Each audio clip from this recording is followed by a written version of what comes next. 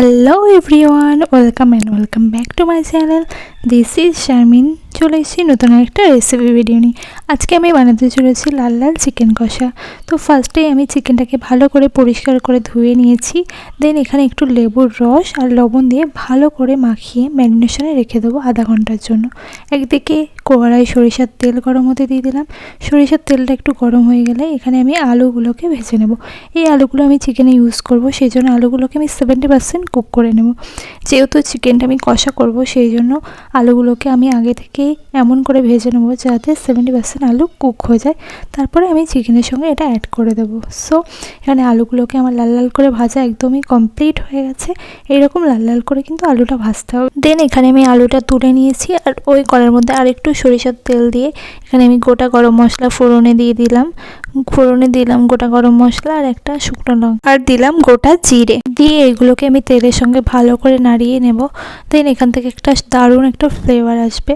তখনই আমি যে পেঁয়াজ কুচিটা কেটে রেখেছি সেই পেঁয়াজ কুচিটা আমি একে একে অ্যাড করে দেবো। পেঁয়াজ কুচিটা দিয়ে আমি ভালো করে ভেজে নেব। আর আমি টমেটোটাও এখানে অ্যাড করে দিলাম। টমেটো আর পেঁয়াজ কুচিটা একসঙ্গে ভেজে নেব। দেন এখানে পেঁয়াজ কুচিটা আমার একদমই লাল লাল করে ভাজতে হবে। লাল লাল করে ভাজা হয়ে গেলে আমি এখানে দিয়ে দেবো একটু আদা রসুনের পেস্ট। আদা রসুনটা আমি এখানে অল্প করে দিয়ে দিলাম। দিয়ে আমি এগুলোকে আদা রসুন আর পেঁয়াজটাকে ভালো করে ভেজে নেব যাতে মশলা থেকে কাঁচা গন্ধ না ছাড়ে। সো দেন এখানে আমি একে একে গুঁড়ো মশলাগুলো অ্যাড করে দিলাম। হলুদ গুঁড়ো আর একটু লবণ দিলাম। সো একটু জল দিয়ে দিলাম যাতে গুঁড়ো মশলাটা আমার পুড়ে না যায়। দিয়ে আমি এখন মশলাটাকে ভালোভাবে কষিয়ে নেব। দেন এখানে আমার মশলাটা ভালোভাবে অলরেডি কষানো হয়ে গেছে। ওপর থেকে আমি একটু কাশ্মীরি লঙ্কা দিয়ে দিলাম। দিয়ে আবারও মশলাটা ভালো করে একেবারে কষিয়ে নেব।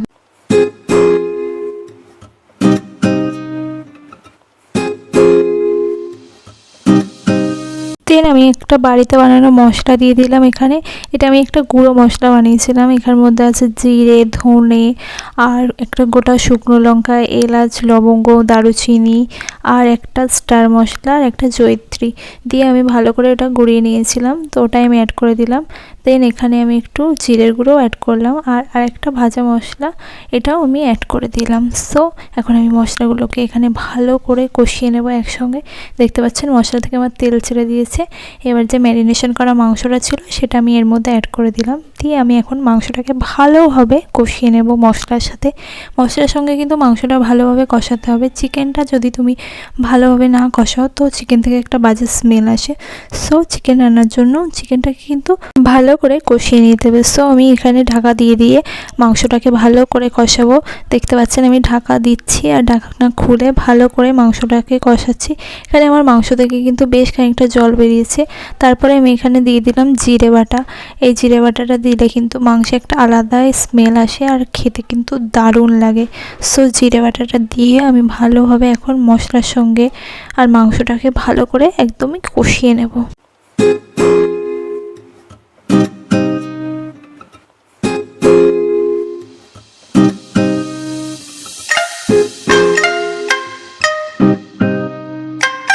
মশলাটার সঙ্গে ভালো করে আমি কষিয়ে এখানে একটু গরম জল অ্যাড করেছিলাম। গরম জলটা দিয়ে আমি একটু ফুটতে দিয়েছিলাম।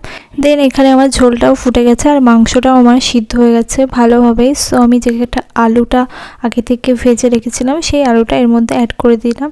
দিয়ে আমি এখন মাংসর সঙ্গে আর আলুটার সঙ্গে ভালোভাবে কষিয়ে নেব। সো এখানে আমার কষানো কিন্তু অলমোস্ট ডান। আর এটা আমি কষা রাখবো, সেই জন্য আমি বেশি ঝোল দেব না। তো লাস্টে আমি একটু সামান্য পরিমাণে ঝোল অ্যাড করলাম।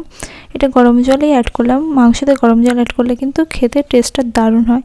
দেন আমার মাংসটা ফুটে গেছে অলমোস্ট। এখানে আমি একটু গরম মশলার গুঁড়ো ছড়িয়ে দিলাম।